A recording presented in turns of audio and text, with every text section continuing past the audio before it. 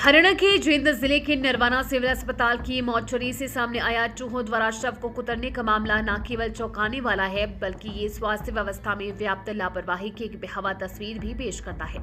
इस घटना ने अस्पताल प्रशासन की कार्यशैली पर गंभीर सवाल खड़े कर दिए हैं। मीडिया रिपोर्ट्स में बताया गया है कि मॉर्चरी में शवों को रखने वाले फ्रीजर में तकनीकी खराबी लंबे समय से थी और इसकी शिकायत संबंधित कंपनी को पहले ही भेजी गई थी, लेकिन अब तक किसी भी प्रकार की मरम्मत नहीं की गई है। इस गंभीर चूक का परिणाम ये हुआ कि चूहे फ्रीजर के भीतर घुस गए और शव को कुतर डाला।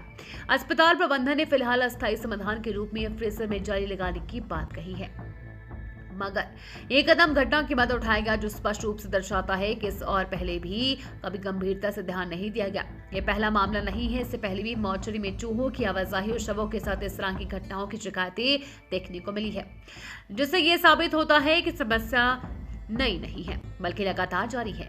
इस संवेदनशील घटनाक्रम ने राष्ट्रीय मानवाधिकार आयोग का भी ध्यान अपनी ओर खींचा है। मानव गरिमा के संरक्षण को सर्वोच्च मानते हुए आयोग ने इस पूरे मामले में स्वतः संज्ञान लेते हुए हरियाणा सरकार के मुख्य सचिव को नोटिस जारी किया है और 2 सप्ताह के भीतर विस्तृत रिपोर्ट देने के निर्देश दिए हैं। आयोग ने कहा है कि यदि ये तथ्य सही पाए जाते हैं तो ये मानवाधिकारों के गंभीर उल्लंघन की श्रेणी में आता है और प्रशासन को जवाबदेह ठहराया जाना आवश्यक है। शव चाहे किसी भी व्यक्ति का हो, वो किसी के परिवार की भावनाओं और स्मृतियों से जुड़ा होता है तथा उसे सम्मानजनक ढंग से संरक्षित रखना अस्पतालों की बुनियादी जिम्मेदारी है। इस तरह की घटनाएं न केवल मृतकों के सम्मान को ठेस पहुंचाती है, बल्कि समाज में स्वास्थ्य सेवाओं के प्रति अविश्वास भी पैदा करती है।